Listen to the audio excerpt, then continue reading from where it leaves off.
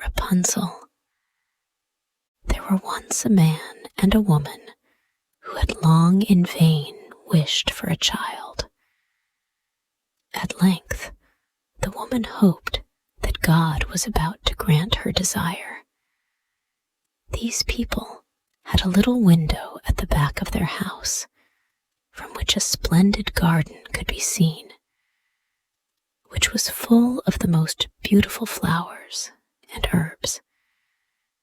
It was, however, surrounded by a high wall, and no one dared to go into it, because it belonged to an enchantress, who had great power and was dreaded by all the world.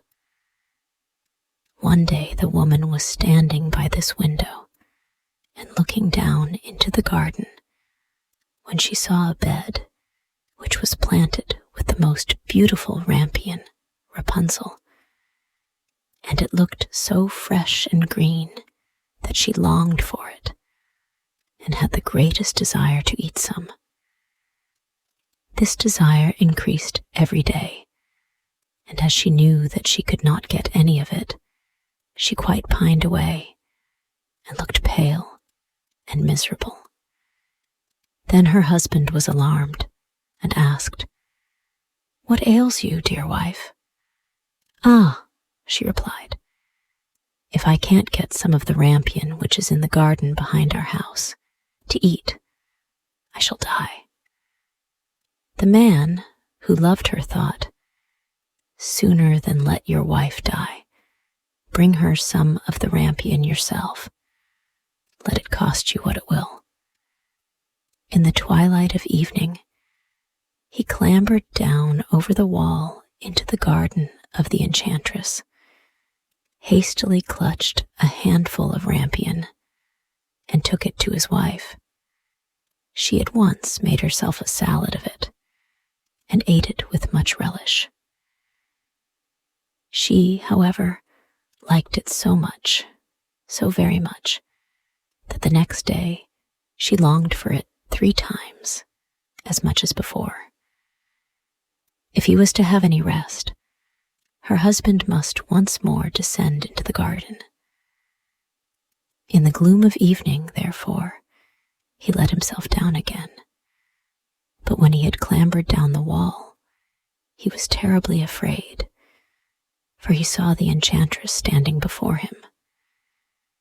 "How can you dare," said she with angry look, "to descend into my garden and steal my rampion like a thief? You shall suffer for it." "Ah," answered he, "let mercy take the place of justice. I only made up my mind to do it out of necessity. My wife saw your rampion from the window and felt such a longing for it that she would have died if she had not got some to eat." Then the enchantress allowed her anger to be softened and said to him, "If the case be as you say, I will allow you to take away with you as much rampion as you will. Only I make one condition.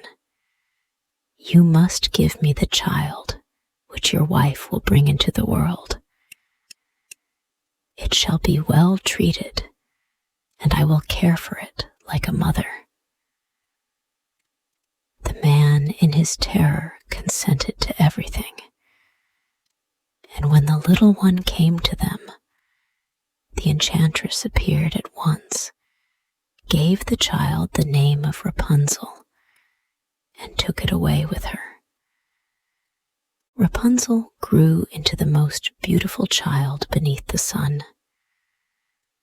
When she was 12 years old, the enchantress shut her into a tower, which lay in a forest, and had neither stairs nor door, but quite at the top was a little window.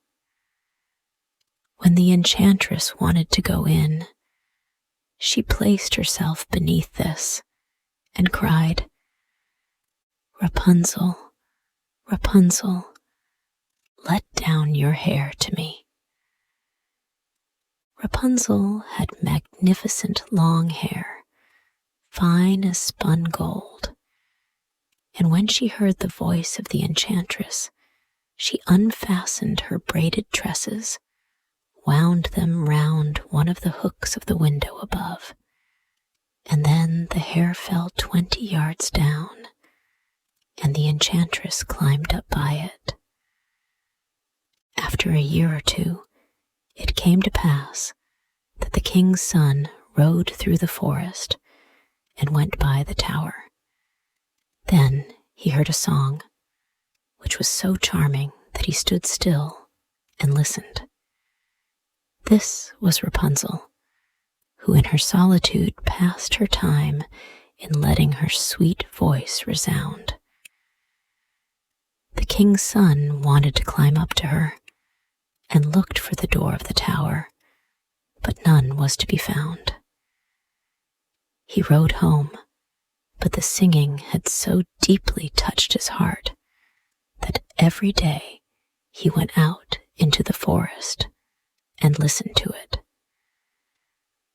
Once, when he was thus standing behind a tree, he saw that an enchantress came there, and he heard how she cried, "Rapunzel, Rapunzel, let down your hair." Then Rapunzel let down the braids of her hair, and the enchantress climbed up to her. "If that is the ladder by which one mounts, I will for once try my fortune," said he. And the next day, when it began to grow dark, he went to the tower and cried, "Rapunzel, Rapunzel, let down your hair." Immediately, the hair fell down, and the king's son climbed up. At first, Rapunzel was terribly frightened when a man such as her eyes had never yet beheld came to her. But the king's son began to talk to her quite like a friend, and told her that his heart had been so stirred that it had let him have no rest, and he had been forced to see her. Then Rapunzel lost her fear, and when he asked her if she would take him for a husband, and she saw that he was young and handsome, she thought, "He will love me more than old Dame Gothel does." And she said yes, and laid her hand in his. She said, "I will willingly go away with you, but I do not know how to get down. Bring with you a skein of silk every time that you come, and I will weave a ladder with it. And when that is ready, I will descend, and you will take me on your horse." They agreed that until that time he should come to her every evening, for the old woman came by day. The enchantress remarked nothing of this, until once Rapunzel said to her, "Tell me, Dame Gothel, how it happens that you are so much heavier for me to draw up than the young king's son. He is with me in a moment." "Ah, you wicked child," cried the enchantress. "What do I hear you say? I thought I had separated you from all the world, and yet you have deceived me." In her anger, she clutched Rapunzel's beautiful tresses, wrapped them twice round her left hand, seized a pair of scissors with the right, and snip, snip, they were cut off, and the lovely braids lay on the ground. And she was so pitiless that she took poor Rapunzel into a desert, where she had to live in great grief and misery. On the same day, however, that she cast out Rapunzel, the enchantress in the evening fastened the braids of hair which she had cut off to the hook of the window, And when the king's son came and cried, "Rapunzel, Rapunzel, let down your hair," she let the hair down. The king's son ascended, but he did not find his dearest Rapunzel above, but the enchantress, who gazed at him with wicked and venomous looks. "Aha!" she cried mockingly.